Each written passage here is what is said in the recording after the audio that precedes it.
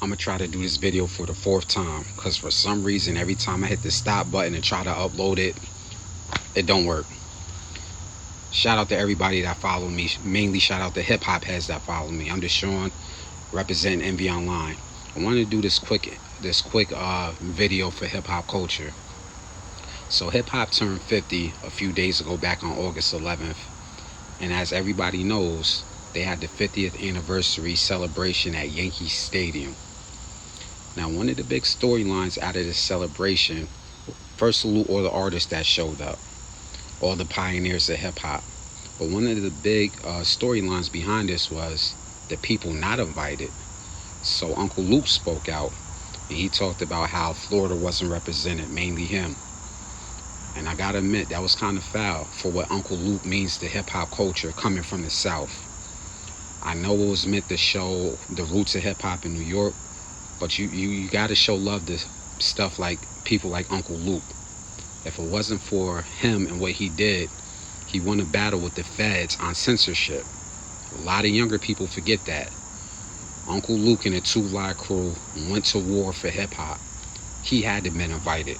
And for him not to have been invited was foul, on my opinion, even being from New York. But to me, a bigger story that not too many people are talking about is for the 50th anniversary of hip hop to be in New York at Yankee Stadium. Where was Jay-Z at? And before anybody starts, this isn't a bash Jay-Z video, so just hear me out. Where was Jay-Z at the 50th anniversary of hip hop in Yankee Stadium? Nowhere to be found. Now, some may argue that hip hop saved that young man's life. Hip hop is also responsible for bringing him to billionaire status, but mainly saving his life. Look at the people around Jay-Z early on. He had a partner named Calvin Klein. Look up Calvin Klein, Google him. Not the fashion, but there was somebody around him named Calvin Klein who has a story. Went to the feds. Look at his right-hand man, Emory Jones, who's now out. Went to the feds or state for 13 years. If it wasn't for hip-hop, we can argue that Jay-Z probably would have caught a bid. So I think it's kind of messed up seeing how much hip-hop did for Jay-Z, that he didn't want to show up for hip-hop as a culture. Barring any family issue, maybe he had some family issue he had to attend, but if not, we can't let that slide, because nobody's above the culture. Nobody's above hip-hop, not even our billionaires and multi-millionaires, if we want to see hip-hop to continue to grow. Like a couple weeks or a month ago, they had the Book of Hove in Brooklyn, which was an event where they were commemorating Hove, and he had his lyrics all on the side of a museum. But again, that was about Hove. It wasn't about everybody. But when it was about Hove and the Book of Hove, Jay-Z showed up. Another point. Y'all remember when Jay-Z was using his status in hip-hop to sit beside Roger Goodell in the NFL a few years back, and he was talking about, we're above protesting, we got other moves to make. Really, we above protesting, Jay-Z. Did anybody ask whatever happened after that meeting? Any new legislation get passed? Did any of the NFL players benefit from that, who don't got guaranteed contracts, who's fighting against the CBA? But he used his celebrity status in hip-hop to get a meeting with Roger Goodell, and it seemed the only thing that came from that is some Rock Nation performances at the Super Bowl.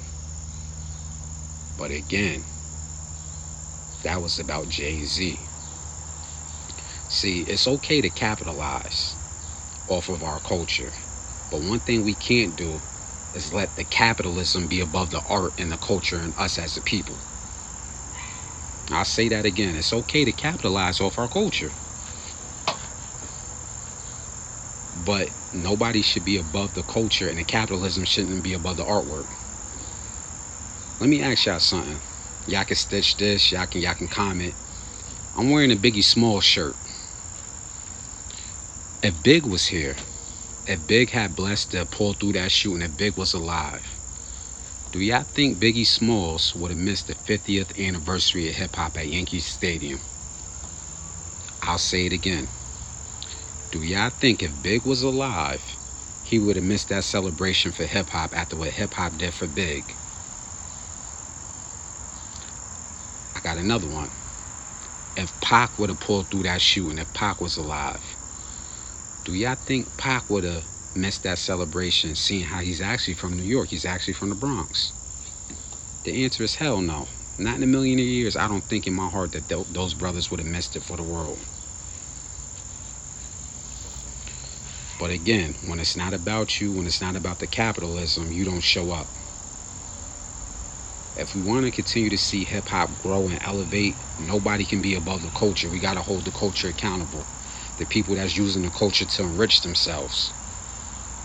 You know, I just felt like that story needs to be talked about.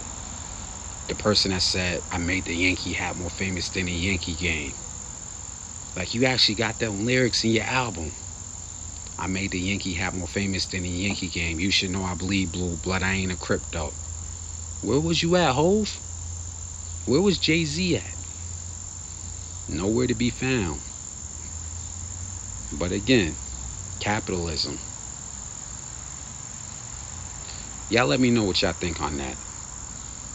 If Hove, outside of a personal issue with Family Matters, was Hove supposed to be there in New York representing New York hip hop? And also what y'all think about them leaving people like Uncle Luke off, because like I said in the beginning of the video, outside of the Jay-Z stuff, I thought that was foul for what Uncle Luke and Florida did for hip hop, mainly Uncle Luke. So salute the hip hop culture, salute to the pioneers. Y'all let me know y'all thoughts on that.